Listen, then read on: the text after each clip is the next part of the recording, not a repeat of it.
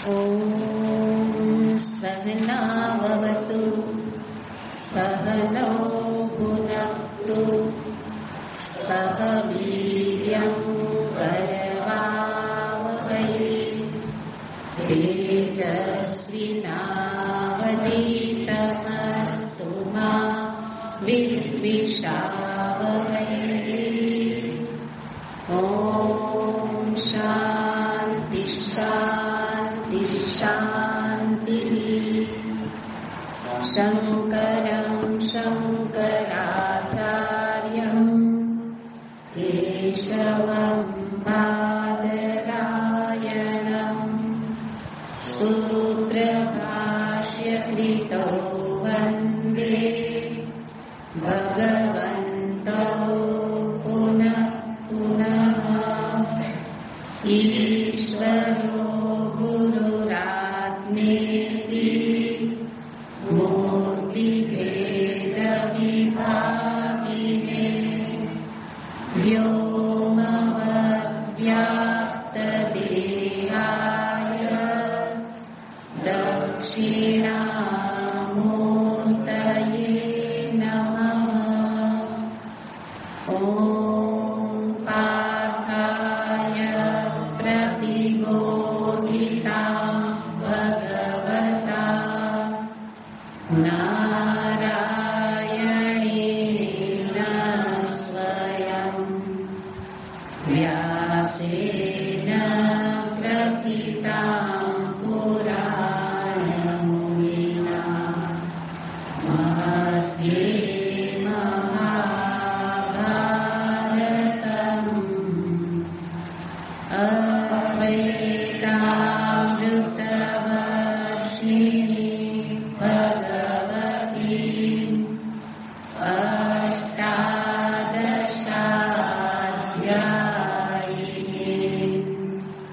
अम्ब त्वामनुसन्दधामि भगवद्गीते भवद्वेषिणी।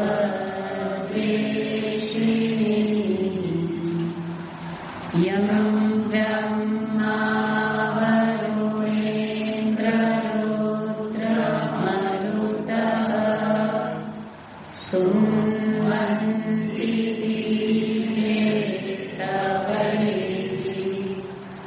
वेदैः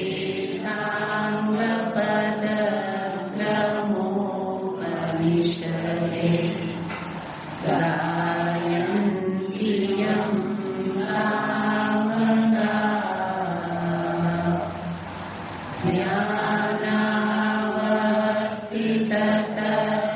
ध्यानावस्थिततद्गतेन मनसा पश्यन्ति यं योगिनो यस्यान्तं न विदुःसुरासुरगणा। देवाय तस्मै नमः। यस्यान्तं न विदुःसुरासुरगणा। देवाय तस्मै नमः।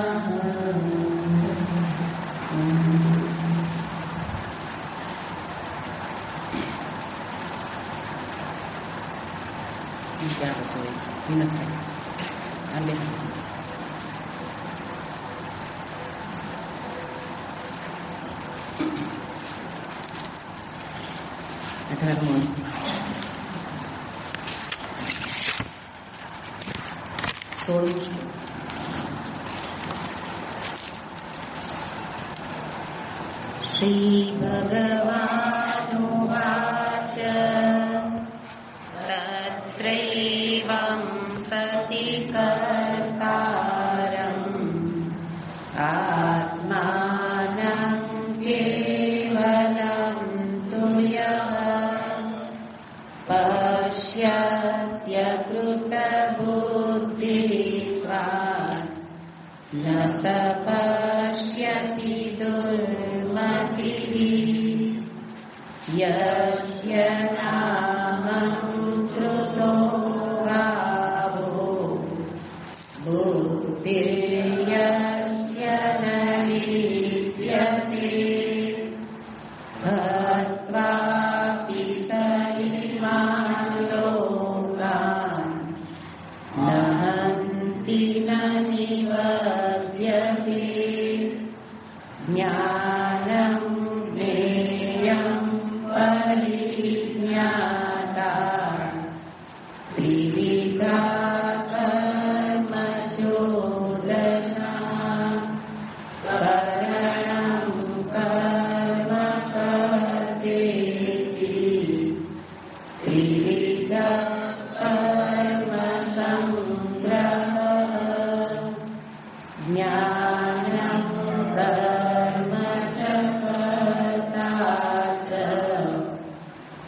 દેવ ગુણભેદતઃ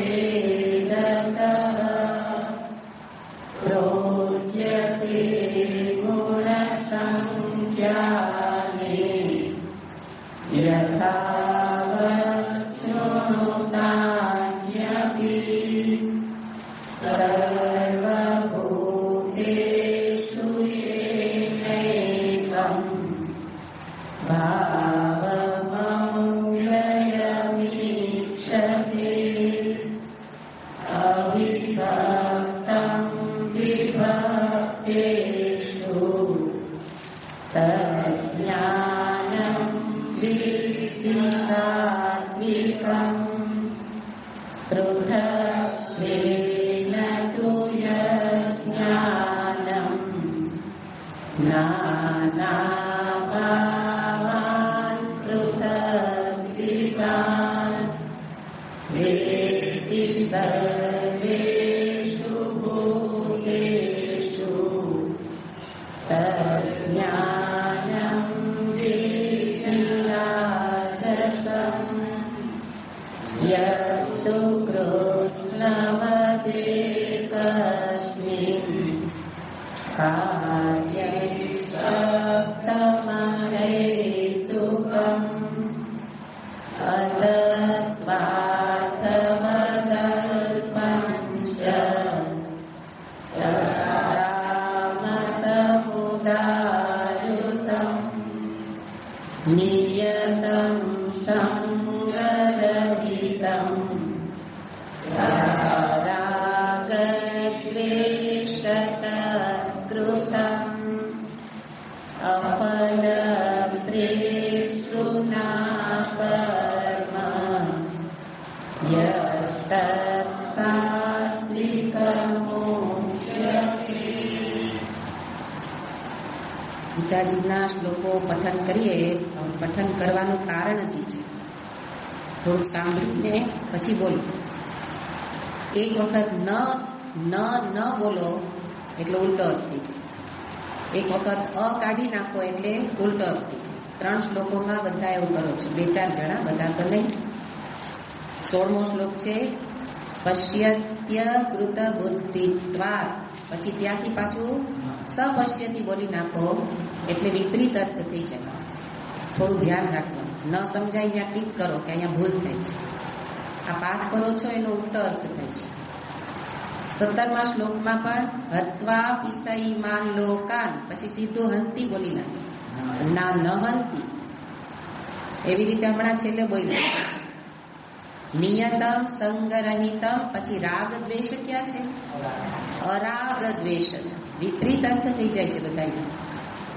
થોડું ત્યાં ટીક કરો. ન બોલી શકો તો મૌન રહીને સાંભળો, પણ ખોટું નહીં બોલવાનું. અને કોઈ પણ વસ્તુ શીખવાની એવી રીત જ છે કે કોઈને આવડતું ન હોય પણ જેટલું સાચી રીતે શ્રવણ કરી શકો ને એટલું પછી સાચું બોલી શકે. એટલા માટે આપણો અવાજ ધીમો રાખવાનો. ધીમો રાખીએ તો બીજા બોલે છે એ સંભળાય, અને પછી આવડે પછી બધા સાથે બોલે. પણ શીખવાની વૃત્તિ રાખો, આવડે છે એ નહીં રાખવાનું. એ તો આ જુઓ છો ગીતાજીના શ્લોકોમાં, જો તમે શીખો છો તો એટલી ભૂલ થાય છે, તો જાતે જાતે પાઠ કરે તો કેટલી ભૂલો થાય. બધી વસ્તુ શીખવા માટે છે. એટલે એ બધું પણ એક આ કર્મ બતાવે છે ને, આ પણ એક આપણું નિયત કર્મ છે. તો ભગવાન અહીંયા 3 વસ્તુઓની સ્પષ્ટતા કરે છે. 3 ગુણને અધીન. 3 ગુણ છે સત્વ, રજસ, તમસ. અને સત્વ, રજસ, તમસની અંદર 3 વિભાગ કરી જ્ઞાનને 3 ગુણમાં, કર્મને અને કર્તાને. તો આ 3 ગુણમાં વિભાજન કરવા પાછળનું કારણ એટલું જ છે કે આખું જગત 3 ગુણમાંથી જ બનેલું છે. અને જગત અંતર્ગત આ બધી વાતો છે. 3 ગુણની વાત છે એટલે સમજવાનું છે આપણે વ્યાપક અર્થમાં, કે વ્યક્તિને કોઈને સિક્કા મારવા માટે નહીં, કે આ સાત્વિક છે, રાજસિક, તામસિક અથવા પોતાને એવું કહેવા માટે નથી, પણ આખા જગતને ભગવાન ખરેખર બતાવે છે. 3 ગુણને બતાવે એટલે સમગ્ર જગતનું જ નિરૂપણ છે. જગત 3 ગુણમાંથી છે અને એમાં જે કોઈ એ પોતાને જીવ માને છે, એટલે સાચું આ સમજવાનું એના માટે છે કે જે આ ઉપદેશ કોના માટે છે? અજ્ઞાની જનો માટે. અજ્ઞાન વશાત પોતાને દેહમાં જ હું ભાવ છે. તો દેહ શેમાંથી બનેલો છે? 3 ગુણમાંથી. 3 ગુણનું જ કાર્ય છે સમગ્ર દેહ, સ્થૂળ સૂક્ષ્મ શરીર. તો દેહને જ હું માને એવા દેહાભિમાની, અથવા એને કહેવાય અનાત્મજ્ઞ. આખું જગત કેવું છે? અનાત્મા છે, આત્મા નથી. પરમાત્મા સ્વરૂપ તો એક જ છે, પણ જગતને જ સત્ય માને છે. એના માટે આ ઉપદેશ છે કે તો જગતને જ સત્ય માનીએ છીએ તો તમે કોને સાચું માનો છો? 3 ગુણને. તો 3 ગુણમાં જ રહો છો તો પછી કમસે કમ સાત્વિક બનો. ખરેખર આપણે આગળ જોયું છે કે ભગવાનને સાત્વિક બનાવી રાખવા નથી. સાત્વિક કરતા પણ એક આગળનો સોપાન છે નિસ્ત્રય ગુણ્યો ભવ. ભગવાન 3 ગુણથી પર છે, એની પ્રાપ્તિ કરવી હોય તો સાત્વિકને પણ છોડવો પડશે, પણ એ તો ઈશ્વર કૃપાથી થઈ જાય. એટલે આ ઉપદેશ કોના માટે છે જોવાનું? જ્ઞાનીજનો માટે નથી. કારણ એને તો પોતાને દેહાભિમાન છોડી દીધેલું છે, છૂટી ગયેલું છે. જગતને સત્ય માનતા જ ન હોય એને તો પછી એના માટે શું કહેવાનું હોય? એટલે એના માટે કો વિધિ કો નિષેધ. વિધિ નિષેધ એના માટે શાસ્ત્ર નથી બતાવતા. તો મોટા ભાગના અજ્ઞાની જન એને અહીંયા ભગવાન કહે છે કે આગળ ભાષ્યકારે પણ બતાવી દીધેલું હતું કે પોતાને કેવા માને છે? પોતાને અને ઈશ્વર. 3 જ વસ્તુ સમજવાની છે. 3 જ વસ્તુના નિશ્ચય આપણે કરી દીધા છે. એક જીવ, જગત અને ઈશ્વર. તો કેવા માનીએ છીએ? તો ત્યાં કહ્યું હતું દેહ પરિમાણો જીવ ઈશ્વર હવા. પોતાને દેહ પરિમાણ જેટલો સમજે, પરિમાણ એટલે એટલા માપનો, હું આટલો જ છું, અને ઈશ્વર પણ કેટલા? એના દેહ જેટલા. તો ભગવાનનો દેહ એટલા જ ભગવાન, અને હું આટલા શરીરવાળો જ હું. એવું જે પોતાને સમજે તો એના માટે આ ઉપદેશ છે કે તો પછી ધીમે ધીમે તમસમાંથી રજસ અને સત્વ ગુણી બનતા જાઓ. નહીં તો એના માટે ભગવાન ભાષ્યકારે નારાજગી વ્યક્ત કરેલી હતી કે ત્યાં ભગવાનને પણ જો તમે એક દેહ જેટલા સમજો, પાષાણ દારૂ આદિવત, તમે એને પથ્થર કે લાકડાની મૂર્તિ સમજો, એટલા જ સમજો. તો ત્યાં ભાષ્યકારે કહ્યું હતું આદિ માત્ર. માત્ર શબ્દથી ભગવાન ભાષ્યકારે નારાજગી વ્યક્ત કરેલી. આ મને પસંદ નથી.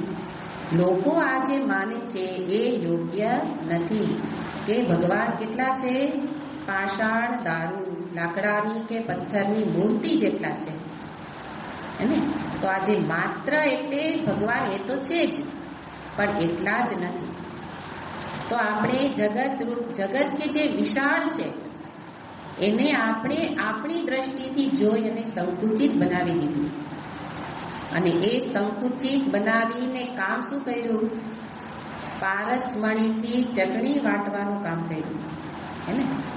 પારસમણી જેવો દેહ છે. દેહ હું નથી એનો અર્થ દેહને કાંઈ એને તુચ્છ સમજવાનો નથી, પણ દેહ જ માત્ર. ત્યાં પણ માત્ર શબ્દ. દેહ માત્ર જ હું નથી. જેમ ભગવાન મૂર્તિ માત્ર નથી, એમ દેહ જેટલા સમજીએ તો દેહ મનુષ્ય દેહ છે, ઉત્તમ દેહ છે. અને એ ઉત્તમ દેહ પારસમણીના પથ્થર જેવો છે. અને જેમ ઓળખીએ નહીં ને તો કથા આપણે જાણીએ છીએ કે પથ્થર મળ્યો પણ ઓળખા નહીં કે આ તો પારસમણી છે. તો ખેડૂતે પત્નીને આપ્યો કે લે તારે ચટણી વાટવામાં કામ લાગશે. પણ કોણ ઓળખી શક્યું? સોની, કે જ્યાં એને દેવા ગયા જોયો એને કે આ કયો પથ્થર, આનાથી ચટણી વાટો છો? એ મહાપુરુષો એને કે જેણે બરાબર પરીક્ષણ કર્યું, એ સુવર્ણની પરીક્ષા કરે એનું નામ સોની. એમ જેને જગતનું પરીક્ષણ કર્યું એ આપણને પણ બતાવે કે તમે આ સુવર્ણમય આ પારસમણીનો પથ્થર તો સુવર્ણથી પણ કિંમતી છે, અને તમે એનાથી ચટણી વાટો છો. એ જોઈને કોઈક વાર શાંતિથી સમજાવે, કોઈ વાર આક્રોશ પણ કરે કે આ શું કરો છો, કઈ દિશામાં જાઓ છો? ભગવાને આટલું ઉત્તમ શરીર આપ્યું અને શું કરવા લાગ્યા? અર્થ અને ભોગ. તો એવી વ્યક્તિને અહીંયા ઉપદેશ છે. એને તો કે તો શું કરું બોલો, આના સિવાય કરવાનું શું? તો કે સાંભળો, ગીતાજી જીવન વિશેની વાત છે. સમગ્ર જગત જે 3 ગુણમાંથી બન્યું છે એનો અર્થ બધા લોકોને માટે આ વાત છે. કે શું કરવું? પ્રશ્ન થાય તો ઉત્તર છે કે આટલું પરિવર્તન કરો. શું પરિવર્તન કરો? સમજદારીમાં પરિવર્તન કરો. એને કીધું 3 પ્રકારના જ્ઞાન બતાવ્યા.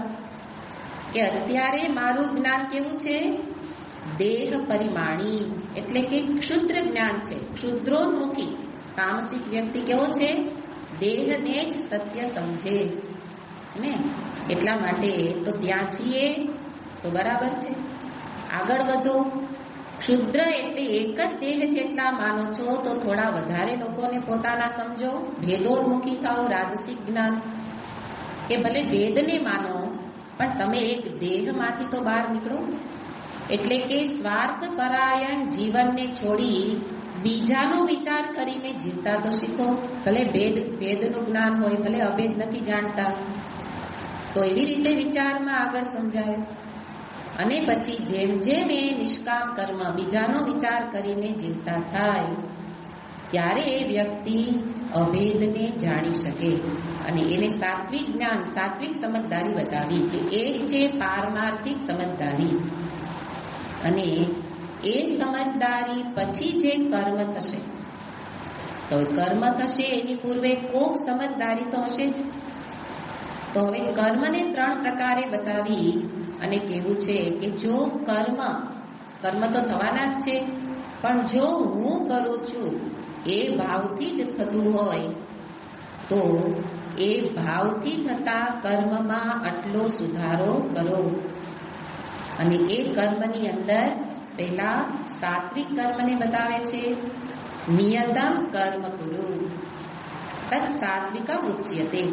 તત્ કર્મ સાત્વિકમ. તો ભગવાને અહીંયા ક્યું કર્મ સાત્વિક એક શબ્દમાં બતાવ્યું કે નિયત કર્મને સાત્વિક કર્મ સમજો. પછી બીજી બધી છે કેવી રીતે કરવાનું એ બધી શરતો છે, પણ મુખ્ય નિયત શબ્દને આપણે હજી વધારે સ્પષ્ટ કરવો છે.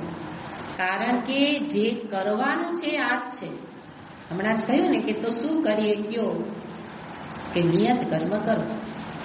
નિયત શબ્દ સમજીએ પછી એ મુજબ આપણે કર્મ કરીશું. એટલે નિયત શબ્દને એક શબ્દમાં શાસ્ત્રની આજ્ઞા મુજબ કરો.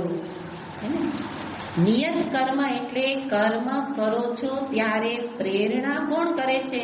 તમારું મન કે છે એમ કરો છો કે શાસ્ત્ર કે છે એમ કરો છો? તો શાસ્ત્ર કે છે એમ કરો. કે શાસ્ત્ર શું કે છે ખબર નથી. તો શાસ્ત્ર એમાં 2 વસ્તુને આખી એક જગતમાં વ્યવસ્થા માટે આપણા શાસ્ત્રએ 2 વસ્તુ વ્યવસ્થા બતાવી, વર્ણ અને આશ્રમ. તો ભગવાને એ જે વર્ણાશ્રમ વ્યવસ્થા બતાવી એ મુજબ કર્મનું વિભાજન છે. અને એના માટે પણ ફરી બીજી વસ્તુ જાણવાની કે એ વર્ણાશ્રમમાં રહીને કર્મ કરી અને સિદ્ધ શું કરવાનું છે? તો કે 4 પુરુષાર્થ. હે કરવાનું શું છે? મેળવવાનું શું છે? 4 પુરુષાર્થ. ધર્મ, અર્થ, કામ અને મોક્ષ. પણ એને પણ વિભાજિત કરી દીધા છે કે કયા આશ્રમથી કયો પુરુષાર્થ સિદ્ધ કરવું એ નિયત કર્મ થશે. ધર્મ, પુરુષાર્થ, ધર્મ બધામાં જશે કારણ કે પહેલા ધર્મ છે. ધર્મને અનુસરીને અર્થ પુરુષાર્થ, ધર્મને અનુસરીને કામ, કામના પૂર્તિ કરો પણ નીતિથી, પ્રામાણિકતા, ધર્મથી. અને એમ કરતા કરતા તે મોક્ષનો અધિકારી બનશે. તો મોક્ષ મારે જોઈતો નથી કહેવાનું ક્યાં આવે? કોણ આપે છે મફતમાં? મારે જોઈતો નથી પણ તમને આપે છે એ કોણ? કારણ કે મોક્ષેચ્છા તો બહુ દુર્લભ છે. એટલે આપણા માટે શું નિયત છે પેલા જોવાનું. એટલે આપણે જોયું પ્રતિ વ્યક્તિ માટે નિયત કર્મ અલગ અલગ છે અને એ નિયત કર્મમાં આપણું અધિકારીત્વ શું છે એ પહેલા પોતે નિશ્ચય કરે. એટલે દરેક વ્યક્તિ આ માર્ગદર્શન મેળવી પોતે નિશ્ચય કરે કે મારે શું કરવાનું છે. તો એના માટે અહીંયા નિયત કર્મને મેં કીધું ને વધારે સ્પષ્ટતાથી જોવાનું છે. આપણે એક અર્થ કર્યો તો નિત્ય કર્મ. 5 પ્રકારના કર્મ છે. એમાંથી હજી એક વ્યાપક અર્થ સમજવાનો છે કે માત્ર નિત્ય કર્મ તો પ્રતિદિન નહીં થાય. ઘણા એવા કર્મ છે કે જેમાં આપણે નૈમિત્તિક કર્મ પણ આવી જાય, કામ્ય કર્મ પણ આવી જાય હે. અને કામ્ય કરીએ તો પ્રાયશ્ચિત પણ આવે, ઉપાસના રૂપી કર્મ પણ આવે. તો ઘણા પ્રકારના કર્મ છે.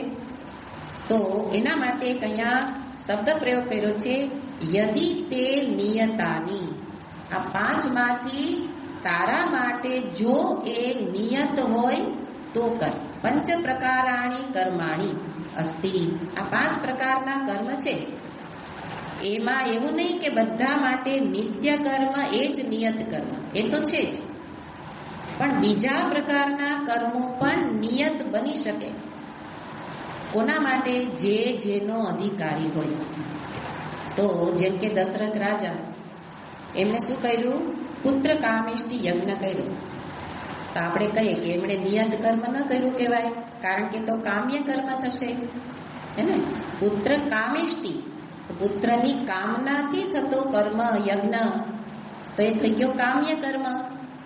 પણ દશરથ રાજા માટે એ નિયત કર્મ છે. કેમ?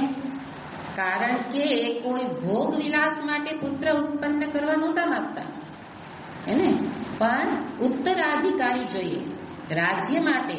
રાજ્ય માટે ઉત્તરાધિકારી જોઈએ. તો એમનો જે ભાવ હતો એ શું બતાવે છે? એના માટે નિયત થઈ ગયું. એટલે આપણે જોવાનું છે કે કોઈ કર્મનો નિષેધ શાસ્ત્ર કરતા જ નથી. શાસ્ત્રે તો 5 કર્મ બતાવ્યા છે, તો કોકને કોક તો અધિકારી હશે જ.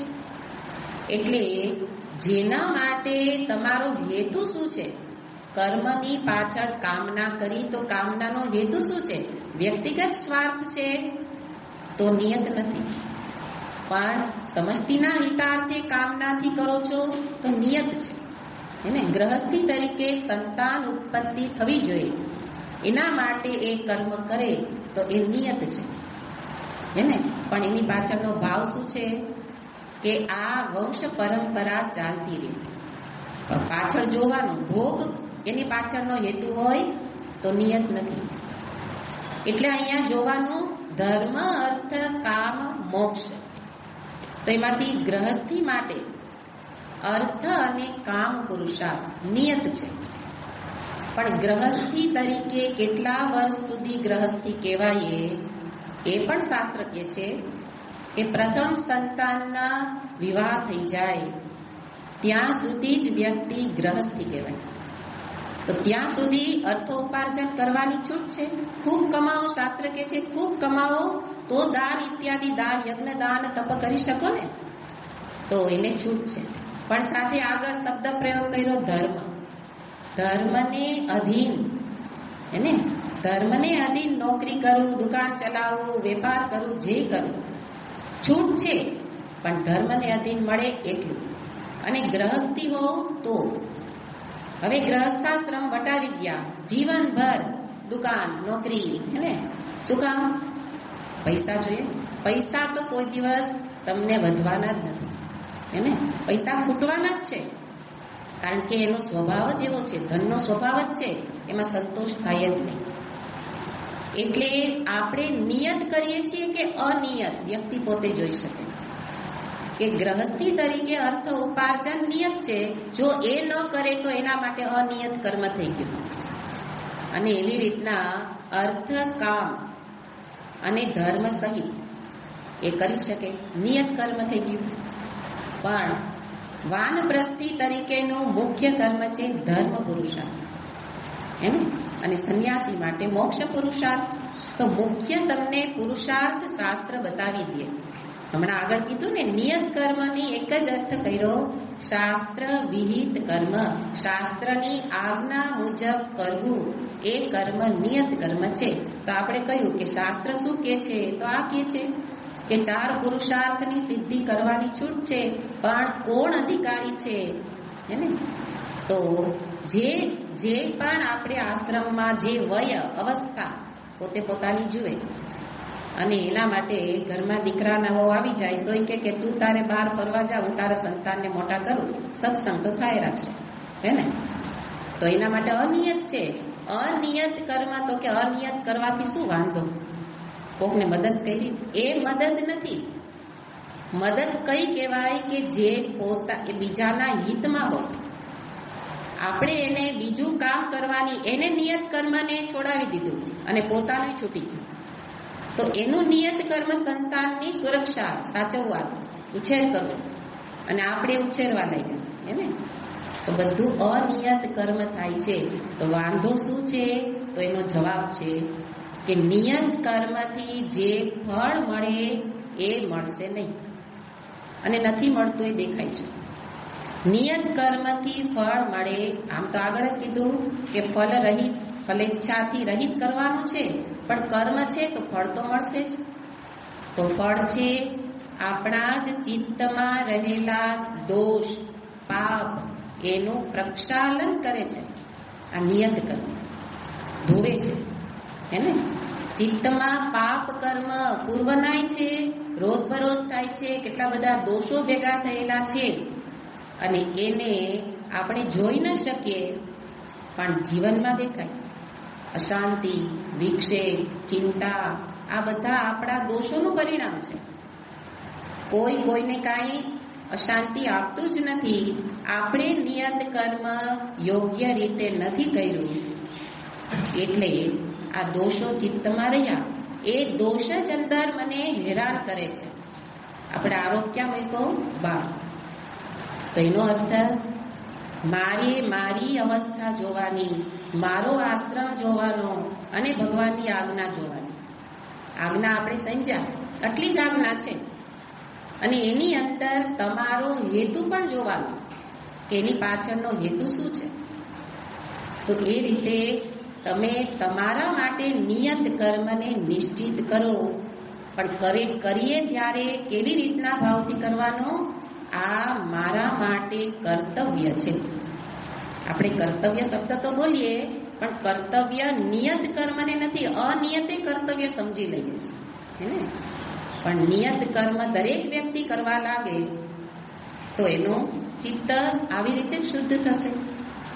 એટલે કર્મ પાછળનો, જેમ કે યોગાભ્યાસ ઘણા બધા કરે, નિયત કર્મ છે.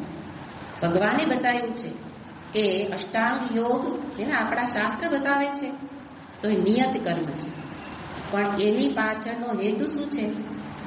કર્મ નિયત, પણ એ નિયત ક્યારે બનશે? જો એની પાછળ અહીંયા શબ્દ પ્રયોગ કર્યો કે ફલેચ્છા રહિત શબ્દ હતો ને, અફલ પ્રેપ્સુના, ફલ કામના રહિત થઈને કરે તો નિયત છે. આ બધી શરતો છે. સંગ રહિત, અરાગ દ્વેષ અને અફલ પ્રેપ્સુ. હવે આપણે યોગાભ્યાસ કરીએ છીએ. યોગાભ્યાસની પાછળ ફલેચ્છા છે. શું છે? શરીર નિરોગી રહે. તો હવે આ કર્મ હતું નિયત, પણ આપણા હેતુએ પાણી ફેરવી દીધું.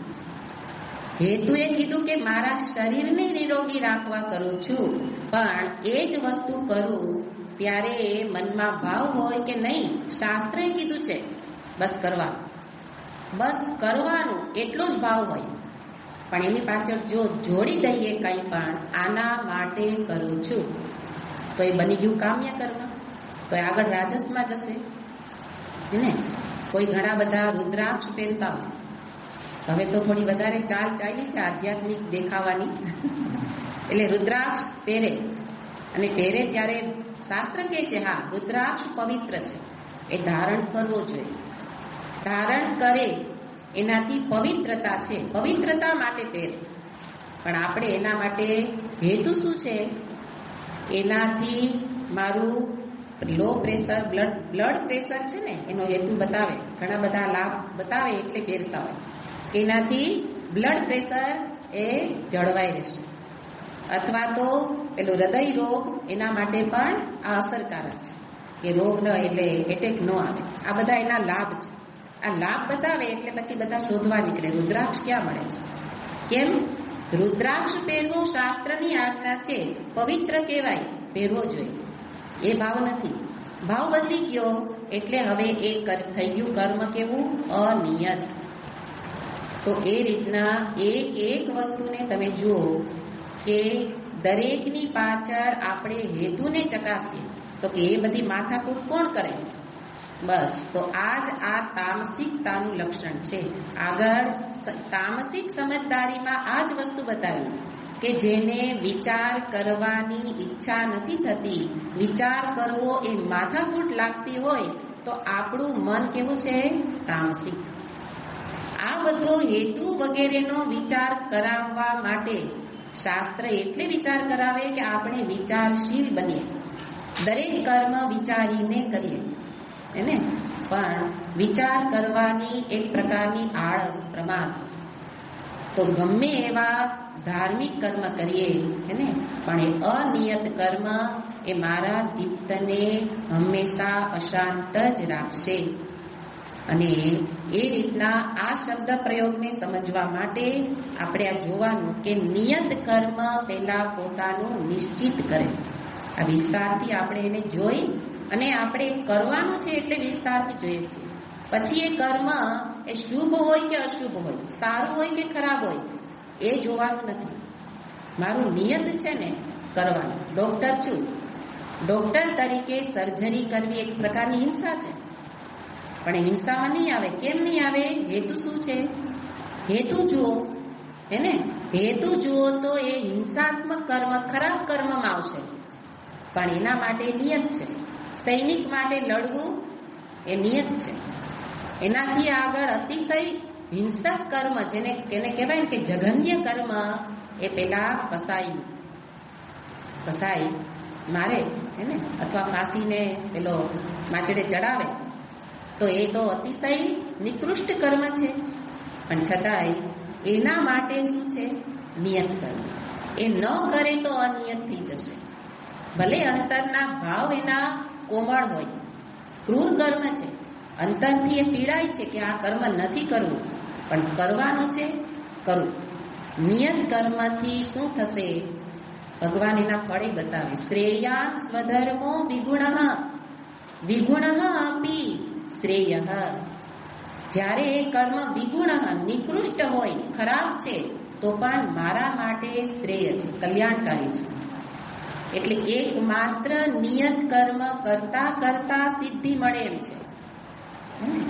સિદ્ધિ એટલે અંતઃકરણની શુદ્ધિ, અને બીજી પણ ઘણી સિદ્ધિઓ છે, એ પણ મળે. પણ નિયત થાય તો. આપણા નિયત કર્મ પાછળ એક તો અનિયત કર્મ જ વધારે થાય છે, અને નિયત પાછળ કામના આવી જ જાય છે. આ ત્રણેય શરતો પૂરી થાય તો સમજો કે આપણે નિયત કર્મ કરીએ તો એનું ફળ છે કે સિદ્ધિ પણ મળે. મહાભારતમાં કથા છે જ, મહાભારતના શાંતિ પર્વમાં કથા છે. ઘણાને જાણીતી છે કે કોઈ તપસ્વી બ્રાહ્મણ એ એકાંતમાં રહી, જંગલમાં રહીને એને ખૂબ તપ કર્યું, અને એવું તપ, ઘનઘોર તપ કર્યું. અને કોઈ પણ વસ્તુ કરો, યોગ્ય રીતે કરો તો સિદ્ધિ મળે. અને એવી રીતના એ દિવસો સુધી સમાધિ અવસ્થામાં રહે. પણ એની પાછળ કાંઈ એને આત્મજ્ઞાન તો નહોતું, પણ એક તપસ્યા કરવાની એક ઈચ્છા.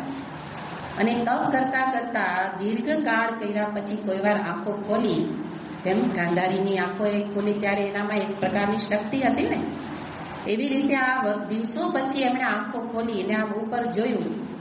ત્યાં ઉપર પક્ષીએ એના પર ચરક કરી એટલે એને ઉપર જોયું.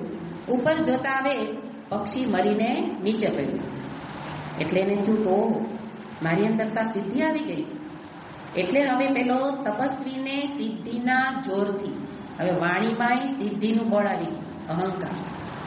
અને એમાં ભિક્ષાટન કરવા ગયા, અને કોઈ બ્રાહ્મણ સ્ત્રીને ત્યાં એ ભિક્ષા માગવા ગયા. ભિક્ષા માંગી. હવે જ્યારે કાંઈ અંતરમાં અહંકાર હોય એટલે આપણી વાણીમાં એ પ્રકારનો આદેશાત્મક શબ્દ આવે, ભવતુ ભિક્ષાન દેહી માતા મોટેથી. અને પેલી સમજી ગઈ, અંદર હતી એ બ્રાહ્મણ સ્ત્રી તો અતિશય પવિત્ર હતી અને એણે સાંભળ્યું કે મહારાજના અવાજમાં ક્યાંક ખોટ છે, એટલે એને વાર લગાડી, ભિક્ષા દેવા ન આવી. થોડીક વાર, 2 વાર, 3 વાર, 2-4 વાર, પછી મોટેથી અવાજ કરીને ભવતુ ભિક્ષાન દેહી. એટલે માતા ભિક્ષા દેવા માટે આવવાને બદલે બહાર નીકળ્યા. બહાર નીકળીને કે થોડી વાર રાહ જુઓ, આવું જ છું. એણે એનાથી વધારે મોટા અવાજે કીધું, એને સમજાવવા માટે. રાહ જોવી પડશે મહારાજ. તો કે રાહ ન જોવાની. તો કે હું રાહ ન જોઈ શકું. તો કે હું કઈ પક્ષી નથી કે તમારી એક આંખની નજરથી હું બળીને ભસ્મ થઈ જઈશ. એટલે પેલાને આશ્ચર્ય થયું કે આને કેવી રીતે ખબર પડી કે મારી નજરથી પક્ષી ઉપરથી પડીને બળીને ભસ્મ થયેલું. એટલે કે માતા તમે કેવી રીતે જાણો? તો કે એના માટે હું તમને મોકલું, એ જગ્યામાં જાઓ, પછી તમે સમજી શકશો. એટલે એને સરનામું આપ્યું, કોઈક વ્યક્તિનું નામ આપ્યું અને ત્યાં મોકલા. મોકલીને કે ત્યાં જઈને કહેજો કે એનું રહસ્ય શું છે. એટલે ત્યાં ગયા. ત્યાં ગયા એ તો કસાઈ હતો. એટલે મનમાં ને મનમાં કે આ દુષ્ટાએ તો મને કસાઈ પાસે મોકલી દીધો, કસાઈના ઘેરે મને મોકલો. તો એ હવે મોકલેલો હતો. એટલે ત્યાં પેલો ભાઈ બહાર આવ્યો. બહાર આવીને કે તમને દેવીએ મોકલ્યા લાગે છે. એટલે કે તમને કેવી રીતે? કઈ મોબાઈલ તો ત્યારે હતા નહીં મોબાઈલ તો હતા નહીં કે કઈ દે હે ને. તો કે તમે કેવી રીતે જાણ્યું? પેલા બ્રાહ્મણ પત્નીએ અને તમે કસાઈ છો, તમે કેવી રીતે, તમને કેવી રીતે આ બધી સિદ્ધિ મળી હે ને? તો કે આ સિદ્ધિ છે, સ્વધર્મના પાલન કરતા કરતા આ સિદ્ધિ મળી છે. જે તમને તપથી સિદ્ધિ મળી એ અમે તમારા અંતરની વાતો જાણી શકીએ. એનું રહસ્ય આટલું જ હતું કે અમે જીવનભર અમે અમારું નિયત કર્મ સ્વધર્મ પાલન નિષ્ઠાપૂર્વક કર્યું. પેલી બ્રાહ્મણ સ્ત્રીએ પણ અહીંયા શરતો કરી છે મુજબ.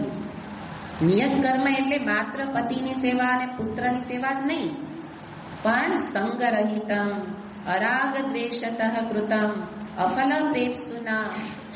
આ બધી શરત સાથે જ્યારે એમણે નિયત કર્મ કર્યું તો એ બંનેની અંદર આ તપસ્વીએ તપ કર્યું અને સિદ્ધિ મળી. મહાભારતની કથા છે એટલે કાંઈ એને કલ્પના ન હોય એને. તો આ છે આપણી પૂર્વની સતી સ્ત્રીઓને જોઈએ જ છીએ કે સતી સ્ત્રીઓ કેટલું કરી શકતી. તો એનો અર્થ શું? આપણે કરી શકીએ. શેનાથી કરવાનું છે? જે કરીએ છીએ એનાથી જ. પણ કર્મ નિશ્ચય થવો જોઈએ કે મારું નિયત કર્મ શું છે. અને એના માટે આપણે જે વિચાર કર્યો કે આ પ્રકારે નિયત કર્મનો જ અર્થ છે ધર્મ. મારો ધર્મ શું? આપણે ધર્મને પણ એક નાની વ્યાખ્યામાં બાંધી દીધો કે ભગવત સંબંધી કર્મ એનું જ નામ ધર્મ. પણ શાસ્ત્ર કહે છે કે સ્વધર્મ દરેકનો અલગ અલગ છે. એનું જ નામ નિયત કર્મ, એનું જ નામ ધર્મ. અને એ પાલન જે કરે એને પણ સાથે સમજવાનું નિયત કર્મ નિશ્ચિત થવું જોઈએ. એના માટે આપણે પહેલા જોયું હતું કે માત્ર ઘર પરિવારમાં જ કર્તવ્ય નથી એને. જ્યાંથી લઉં છું, પંચભૂતો પાસેથી લઉં છું, તો પંચભૂતો માટે એને આ સોલાર સૂર્ય આપણને સૂર્યપ્રકાશ આપે છે. સૂર્ય માટે મારું કર્તવ્ય છે, જળ માટે, વાયુ માટે, પૃથ્વી માટે, બધા માટે, વૃક્ષો માટે. વૃક્ષો ઓક્સિજન આપે, આપણે સામે શું આપીએ છીએ? કાંઈ ન આપીએ તો એ બગાડીએ તો નહીં. આ ધર્મ થઈ ગયો. પંચભૂતો એનું નિયત કર્મ એ એના નિયત કર્મ કરે છે. બગાડનાર એક માત્ર માણસ છે. તો આપણે કમસે કમ બીજા નહીં પણ હું મારું સુધારી લઉં તો લાભ મને જ છે. પંચભૂતોને માટે આપણા પ્રત્યે અંતરમાં એવો એક કૃતજ્ઞતાનો ભાવ હોય, વિનમ્રતાનો ભાવ હોય. બધા સાથે વિનમ્રતાથી પંચભૂતો સાથે વ્યવહાર. માતા પિતા, પૂર્વજો એને જેણે આ જીવન આપ્યું, સંસ્કાર આપ્યા. તો આપણે શું છે કે ક્યાંક અટકી જાય. કોઈક માતા પિતામાં અટકી ગયા તો બીજા નિયત છૂટી જાય, અને કોઈ બીજા નિયત કરવા લાગ્યા તો ઘરના છૂટી જાય. શાસ્ત્ર ગીતાજી તો સમત્વનો ઉપદેશ આપે. સમત્વ એટલે બધાનો વિચાર કરીને જીવે.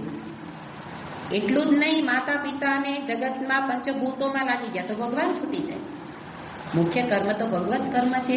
ઉપાસના એ પણ નિયત કર્મ છે. ભગવત સંબંધી કર્મ નિયત કર્મ છે. તો કે તો વાનપ્રસ્થી ને સંન્યાસી માટે ને બધાય માટે, એટલે તો પેલો પુરુષાર્થ ધર્મ છે એને. તો દરેકને માટે ધર્મ પુરુષાર્થ એ તો ચારેય આશ્રમ માટે છે. પણ અર્થ કામ ગૃહસ્થી માટે વિશેષ ધર્મ વાનપ્રસ્થી, જેનું વાનપ્રસ્થીમાં સેવાપરાયણ જીવન, ભગવત કાર્યમાં લાગેલા હોઈએ, અને વિશેષ અધ્યયન અધ્યાપન સંન્યાસનો ધર્મ. તો દરેક પોતપોતાના ધર્મનું પાલન કરે. બીજાએ જે કરવું પણ હું તો મારું કરું. અને લાભ શું છે? મારા જ ચિત્તની શુદ્ધિ, સિદ્ધિ રૂપી શુદ્ધિ. સિદ્ધ્ય સિદ્ધ્યોર નિર્વિકાર, સિદ્ધિ અસિદ્ધિ એમાં એ કાંઈ પણ પ્રાપ્ત થાય. શુદ્ધિથી સિદ્ધિ, જેમ હમણાં જોયું, એ બ્રાહ્મણ પત્નીને મળી એવી સિદ્ધિ મેળવવા એને નહોતું કર્યું, પણ એ તો એને કે એક સાથે એક ફ્રી. એની જેમ નિયત કર્મ કરો તો સિદ્ધિ પણ આવે, પણ એનો ઉપયોગ ન કરવો હોય. પણ એને તો પહેલાને બોધ આપવા માટે કર્યો કે તમને તપનું અભિમાન છે, એટલે એને સિદ્ધિનો ઉપયોગ કર્યો. બાકી સિદ્ધિના ઉપયોગ માટે નહીં, સ્વધર્મના પાલન માટે. તો એને ભગવાને અહીંયા કીધું કે આ પ્રકારે સંગ રહિત થઈને કરે. નિયત કર્મ તો સમજ્યા કે મારું નિયત કર્મ શું છે, અને પછી સંગ રહિત થઈને કરવું. એને બે પ્રકારના સંગ પહેલા આપણે જોયા છે, યાદ કરવાના. આગળ આવી જ રીતના બે શબ્દ પ્રયોગ આપણે આગળ 9મા શ્લોકમાં જોયા હતા. તો એમાં પણ બતાવ્યું હતું સંગ રહિતમ. સંગ છે બે કાળે સંગ થઈ જાય, કર્મ કાળે અને કર્મની સાથે ફલ કાળે. તો કર્મ કાળે સંગ થઈ જાય, કર્મ કરતા કરતા એ ગમવા લાગે એને, તો સમજો કે એ સંગ થઈ ગયેલું છે. અને એના માટે ફલ, કર્મની સાથે સાથે ફલનો પણ સંગ, એટલે કર્મ વખતે ફળની ચિંતા, ફળનો આગ્રહ, એટલે બે સંગ થઈ ગયા. તો એ પ્રકારે નિયત હોવા છતાંય એ નિયત નહીં રહે, કારણ કે કરતા વખતે આપણે બેયની ચિંતા કરી. કરતી વખતે પણ ફળની ચિંતા, અને કર્યા પછી એ ફળની ચિંતા. એને બદલે આગળ કહ્યું ને, એક જ વાક્ય યાદ રાખવાનું છે કે મારે કરવાનું છે, કરવું જોઈએ, બસ. પછી શું મળે ન મળે, કેટલું મળે, એ વિચાર મારે કરવાનો નથી. અને સાથે અરાગ દ્વેષ પૂર્વક, કારણ કે રાગ દ્વેષ તો એના માટે કામના હશે તો રાગ દ્વેષ આવી જશે. અહીંયા વિશેષ કામનાની તો નિષેધ છે, એટલે કામના હશે તો રાગ દ્વેષ, કામના નથી તો રાગ દ્વેષ પૂર્વક થશે નહીં. નહીં તો શું થાય કે નિયત કર્મ કરતા કરતા વાણીમાં રાગ કે દ્વેષ, તો પોતે બળે, બીજાને વાણી પાડે. એને આપણી વાણીમાં રાગ દ્વેષ આવી જાય તો આપણે આ વસ્તુ બીજાને સ્પર્શે જ છે. એવી રીતના જે કર્મ નિયત કરતા હતા પણ રાગ દ્વેષ આવી જાય તો એની અસરો બદલી જશે. એ રીતે આ શરત છે. તો સતત જુઓ કે આ બધા વિચાર કરીને કરે, એટલે સાત્વિક વ્યક્તિ વિચારશીલ હોય. એટલે કરવાનું કરી નાખવાનું એ નથી, વિચારપૂર્વક કરે, અને એમ તત્વગુણ ધીરે ધીરે વધે. અફલ પ્રેમસુ નામ, ફળની પ્રેમસુ એટલે આ કર્તાનું નામ છે કે જેને ફળની કામના નથી.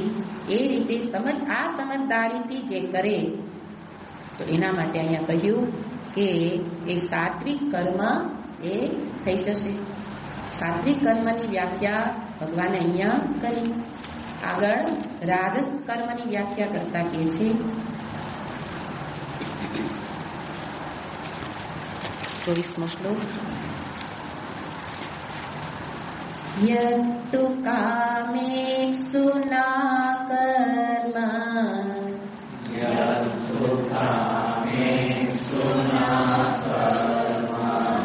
સાહંકારેણ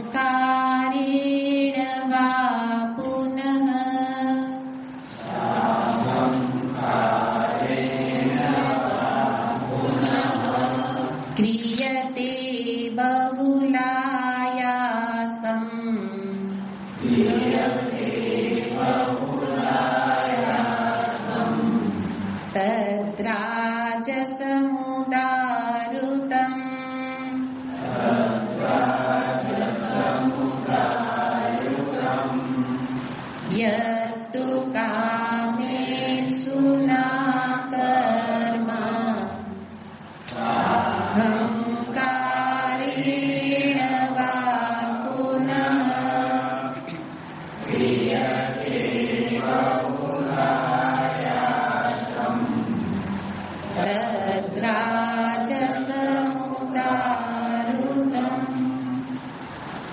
યદ તું એટલે પરંતુ, તું એટલે આગળ કરતા વિલક્ષણ, જુદો. સાત્વિક કરતા આ રાજસ કર્મ વિલક્ષણ છે, જુદું છે એનાથી. કઈ રીતે અલગ છે? તો કે છે આ રાજસ કર્મ કરનારાનું નામકરણ કર્યું કામેપ્સુના. આ કોણ છે? કામેપ્સુ છે, જિજ્ઞાસુ નહીં. હે ને? બે શબ્દમાં કામેપ્સુ એટલે કામ ઉપભોગની ઈચ્છા વાળો, અને જિજ્ઞાસુ જાણવાની ઈચ્છા વાળો. બેમાં ઈચ્છા તો છે, પણ ઈચ્છા કઈ રાખો છો એના આધારે નામ છે. તો ભાષ્યકાર કહે છે કામેપ્સુ હશે તો ફલેપ્સુ પણ હશે જ. એટલે એમણે ઉમેરી દીધું યતુ કામેપ્સુ ફલપ્રેપ્સુ અપી. એ ફલપ્રેપ્સુ આગળ કીધું હતું ને, અફલપ્રેપ્સુ. પણ એ અફલપ્રેપ્સુ હશે તો સાત્વિક છે, કે ફળ પર દ્રષ્ટિ નથી, ગણતરી વાળો નથી. પણ આ કેવો છે?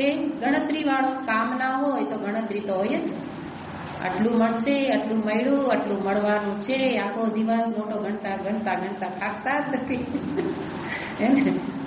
તો એના માટે ખાલી નોટ નહીં, અહીં તો બધી જ વસ્તુ આવી જશે. તો એટલે કે છે આ વ્યક્તિ કામેપ્સુ છે અને ફલપ્રેપ્સુ પણ છે. એવો વ્યક્તિ રાજસમ ઉદારતમ. એક જ શબ્દમાં ભગવાન અહીંયા દરેકની વ્યાખ્યા કરે છે. આગળ કીધું નિયતમ કર્મ, જે નિયત કર્મ કરે તો સાત્વિક.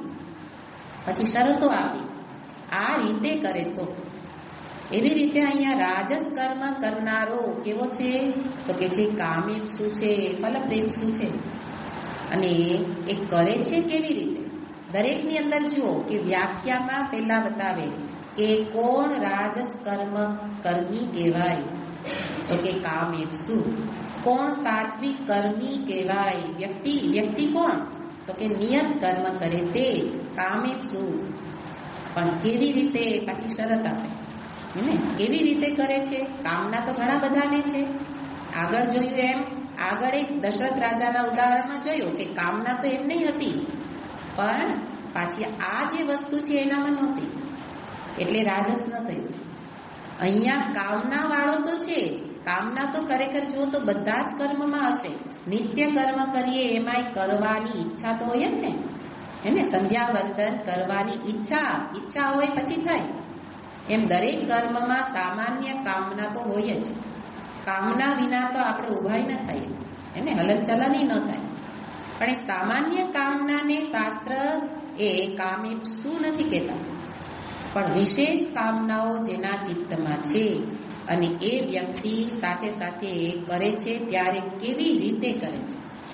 સાહંકારેણ, અહંકાર સહિત કરે છે. એટલે અહીંયા અહંકારને ભાષ્યકારે વિશેષ સમજાવેલો છે, આપણે પછી જોઈએ. પેલા સામાન્ય અર્થમાં કે કામના તીવ્ર કામના સાથે લેવાનું.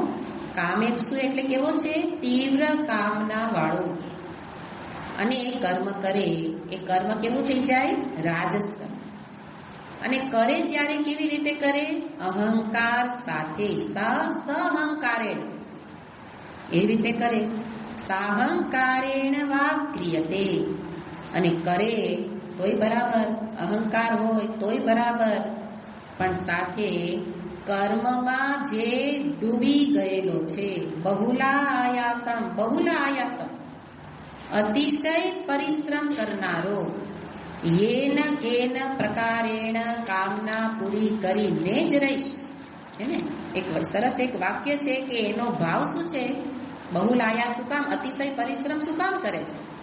તો કે નીચે અતિ નીચે ઉપાય ફલ સાધ્યમ. કામના પૂર્તિ કરવી છે, બરાબર છે. કામના ઉઠી તો પ્રયત્ન કરવો. પ્રયત્ન કર્યા અને શું કર્યું? એ કામના પૂર્તિ કરી. પણ પૂરી ન થાય તો નીચે એ પોતાના સ્થાનથી એવો નીચે ઉતરી જાય અને કોઈ પણ ઉપાયે ફલ સાધ્યમ, હું એ ફળ મેળવીને જ રહીશ. એવો અતિશય દુરાગ્રહી વ્યક્તિ એ કોઈ પણ ઉપાયે ધર્મના માર્ગે કરે તો આગળ જોયું ને, ધર્મ અર્થ કામ મોક્ષ, તો એમાં કામનાની છૂટ છે. પણ ધર્મને માર્ગે, નીતિ પ્રામાણિકતાને માર્ગે. અર્થ ઉપાર્જન નીતિથી છૂટ છે, પણ એવી કામના ધનવાન થવાની કામના. અને પછી નીચેહી એવા ઉપાયો કરવા લાગ્યા કે સ્થાન ભ્રષ્ટ થઈ ગયું એને. અને એ સ્થાન ભ્રષ્ટ શું કામ? કોણે કર્યો? કામેપ્સુ. તીવ્ર કામના બધું જ કરાવી શકે, અને સાથે એમાં એક વધારાનું કુંકુ જોડાઈ ગયું, અહંકાર. મતલબ તીવ્ર કામના હોય પણ અહંકાર ઓછો હોય તો બીજા સમજાવે કે ભાઈ આ ન કરાય તો સમજે. પણ સાહંકારેણ, અતિશય અહંકાર પૂર્વક આ રીતે કરે છે. તો એક તો અંદર અહંકાર, મનમાં કામના અને બહાર કર્મ, ત્રણ વસ્તુ ભેગી થાય ત્યારે એનું એ જ કર્મ બની જાય અનિયત રાજસ કર્મ. અનિયત કર્મ, નિયત કર્મમાં જો આ બધી વસ્તુ ઉમેરાઈ ગઈ એને, પેલા નિયત કર્મનો નિશ્ચય કર્યો, અને નિશ્ચય કર્યો કે હા ધર્મ મારા માટે પુરુષાર્થ છે, મારે ધર્મ કર્મ કરવું જોઈએ, મારું નિયત કર્મ છે, કર્યું. અર્થ ઉપાર્જન ગૃહસ્થી તરીકે કરવું જોઈએ, બરાબર છે, નિયત કર્મ છે. પણ એમાં જ્યારે આ ધનવાન થવાની કામના આવી ગઈ તો એ નિયત બની ગયું રાજસ કર્મ. કારણ ધનવાન થવું હોય તો પ્રારબ્ધથી તો ધન તો મળશે, પણ ધનવાન નહીં થવાય. એટલે પછી એમાં વિશેષ પ્રયત્ન કરવો પડે, અને એમાં અહંકાર જોડાય. અહંકાર કેમ? આગ્રહ છે. તીવ્ર કામના આગ્રહ, દુરાગ્રહ લાવી, અને દુરાગ્રહે અહંકાર પુષ્ટ કર્યો. હવે અહંકાર ઝૂકવો ન જોઈએ એને. નક્કી કર્યું આટલું મારે મેળવવાનું જ છે, સીધા માર્ગે તો મળે જ નહીં એને. અતિશય ધન કોઈ દિવસ સીધા માર્ગે ન મળે. એટલે હવે અનીતિ, અધર્મ, અને એવી રીતે કરવા લાગ્યો બહુલાયાસમ. ખૂબ પ્રયત્ન, ખૂબ પરિશ્રમ, અને પોતાની કામના પૂર્તિ માટે કરવા લાગ્યા. તો એના માટે કે છે કે કરવાની છૂટ છે. ભાગવતમાં શબ્દ પ્રયોગ કે છે પથ્યમ પૂતમ અનાયાસમ. કરાય. કેવી રીતે કરાય? પથ્યમ પૂતમ અનાયાસમ. પથ્ય એટલે શરીર માટે, શરીરનું આરોગ્ય જળવાઈ રહે એમ કરાય. પૂતમ મન પવિત્ર રહે એમ કરાય. અને અહીંયા ત્યાં બહુલાયાસમ છે રાજસમાં, ત્યાં કે છે અનાયાસમ, એટલે સહજ રીતે થાય એમ પૂર્તિ કરો, કામના પૂર્તિ કરો. પણ કામના પૂર્તિ આ રીતે કે શરીર પણ સ્વસ્થ રહે, મન પણ પવિત્ર રહે, અને સહજતાથી ધર્મના માર્ગે સહજતાથી થઈ શકે એને. સહજતાથી પૂર્તિ થાય તો કરીએ. પણ એનાથી બધું જ વિપરીત એને. શરીરમાં ભલે રોગ આવે, મારું મન ભલે અપવિત્ર દુષ્ટ બને, આતંકવાદી બની જાઓ, પણ મેં નિશ્ચય કર્યો એ તો કરીશ. અને એના માટે અનાયાસ નહીં, બહુલાયાસમ. અને એવી વ્યક્તિને અહીંયા કે છે તદ રાજસમ ઉદારુતમ. તો શબ્દ પ્રયોગ જે કર્યો છે સાહંકારેણ, એના માટે અહીંયા ભાષ્યકાર સમજાવે છે કે ન તત્વજ્ઞાન અપેક્ષયા. અહીંયા તત્વજ્ઞાન અપેક્ષાથી અહંકાર શબ્દ નથી. આપણે થોડોક સમજીએ ને, કારણ કે અહંકાર તો બે રીતે અર્થ થશે.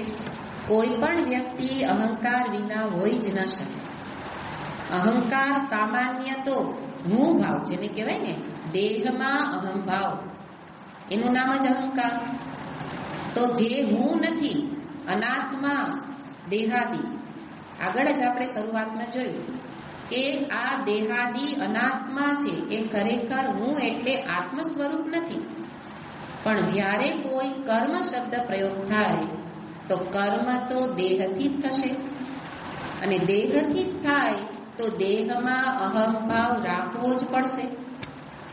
એટલે સામાન્ય અહંભાવ તો જ્ઞાની પુરુષ નહીં હોય ને. હું આ નામનો છું, અમુક આકાર વાળો, એટલે સ્ત્રી કે પુરુષ છું, એ ભાવ તો હોય જ ને. અને એવી રીતના સામાન્ય અહંકાર તો બધાને હોય.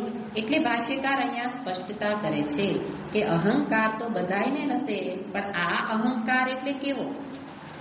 તો ત્યાં કે છે કેમ એ પારમાર્થિક અહંકારની વાત નથી, કે છે યોહી પરમાર્થ નિરહંકાર આત્મવિદ. આત્મવિદ છે એને ભલે એ પારમાર્થિક રીતે તો નિરહંકારી છે, દેહાદિમાં એને દ્રઢ અહંભાવ નથી, પણ કે છે ન તસ્ય કામેપ્સુત્વં બહુલાયાસમ કર્તૃત્વ પ્રાપ્તિ અસ્તિ. એને વ્યવહાર કાળે એ અહંકાર ધારણ જરૂર કરશે, પણ એનો અહંકાર આવો નથી. કેવો નથી? ન કામેપ્સુત્વં, કોઈ કામના પૂર્તિ કરવા માટે અહંકાર નથી, કામના સાથે જોડાયેલો નથી. ન બહુલાયાસમ, એ કામના પૂર્તિ કરવા અતિશય પરિશ્રમ પણ કરતા નથી, હેને? અને કર્તૃત્વ ન કર્તૃત્વ પ્રાપ્તિ અસ્તિ, એને એવો દ્રઢ કર્તૃત્વ પણ નથી. પણ સામાન્ય અહંકાર છે એટલે એ પણ સાહંકાર તો કહેવાય, અહંકાર સહિત કહેવાય. પણ એ કર્મ કરશે એ રાજસ નહીં હોય, કારણ કે એની અંદર આ ત્રણેય શરતો આપી એ એનામાં નથી. પણ અહીંયા કોની વાત છે? તો કે છે લૌકિક શ્રોત્રિય નિરહંકાર અપેક્ષયા. કોઈ વ્યક્તિ લૌકિક જગતની અંદર લોકમાં શ્રોત્રિય કહેવાતો હોય, શ્રોત્રિય એટલે ઘણું શ્રવણ કર્યું, ઘણું અધ્યયન કર્યું, એને તો એને જે નિરહંકાર છે, અહંકાર નથી, એ પણ એક પ્રકારનો અહંકાર છે. નિરહંકારી છું એવું કહેવું એ પણ શું છે? અહંકાર. એટલે આ સાહંકાર શબ્દ લૌકિક શબ્દ પ્રયોગ જે કરીએ છીએ એના માટે કોક વ્યક્તિને આપણે કહીએ બહુ નિરહંકારી છે, કોક વ્યક્તિને કહીએ અહંકારી છે, તો એ જે પ્રયોગ કરીએ છીએ એના આધારે અહીંયા અહંકાર શબ્દ છે. લૌકિક અહંકારની વાત છે, દેહાદીમાં રહેલા અહંકારની વાત નથી. આ બે વસ્તુ સમજવા માટે અહીંયા કીધું.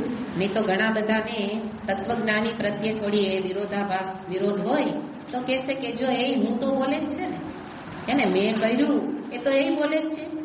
આ કેટલાક એવા અધૂરા હોય તો બોલે આ દેહથી થાય છે, એવું બોલવાનું હોય નહીં. એ હું બોલે, મેં કર્યું કે, પણ એના માટે આ કામેપ્સુત્વમ નથી, બહુલાયાસમ નથી, એને કર્તૃત્વ નથી. એટલે એ અહંકારીને અહીંયા કહ્યું નથી. પણ લૌકિક વાતચીતમાં આપણે જેને અહંકારી કહીએ છીએ હેને, તો એના માટે અહીંયા શબ્દ પ્રયોગ કર્યો. અને એને કે છે કે નિરહંકાર અયમ બ્રાહ્મણ. આપણે કોઈ બ્રાહ્મણને નિરહંકાર કહ્યું તો એ નિરહંકાર અને બીજો અહંકારી, તો એ અહંકારીની વાત છે. સાહંકાર શબ્દ દ્વારા એ અહંકારી જે છે એની વાત છે, કે જેને લોક જગતની અંદર અહંકારી કહેવામાં આવતા હોય છે. કે જે કેવા છે તો એનું વર્તન એ દેખાતું હોય હેને, કે સ્તંભવત તિષ્ઠતી જડવત તિષ્ઠતી, વાંકો ન વળે બંધો હેને. ગમે એટલું કયો વાંકા ન વળે. શું કામ? અહંકાર.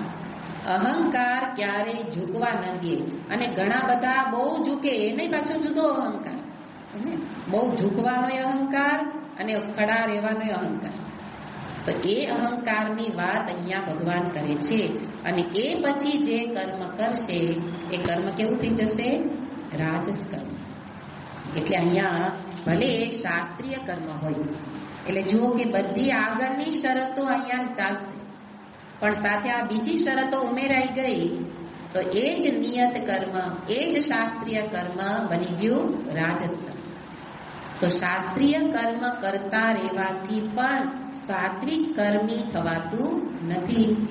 જો આમાં અહંકાર લાગી જાય, કામના જોડાઈ જાય એને, અને ખૂબ પ્રયત્નપૂર્વક કામના પૂર્તિ કરવા લાગ્યા ને રસોઈ બનાવવામાં, તો કે કોઈ વ્યક્તિ છે કે ભાઈ સવારે દાળ રોટી, કોઈ બેન કહેતા હતા કે અમારે સવારે દાળ રોટી, રાત્રે અમે ખાલી નામ બદલી દઈએ, સવારે દાળ રોટી અને રાત્રે રોટી દાળ હે ને. એટલે રાત્રે શું છે અમે જુદું બનાવ્યું. શું બનાવ્યું? રોટી દાળ. બપોરે શું છે એમાં? દાળ રોટી. તો એમાં શું પ્રયત્ન હતો? પણ 4 દિવસથી કલ્પના આયોજન ચાલતું હોય ને પછી એના માટે આખો દિવસ સત્સંગમાં કેમ ના આવ્યા?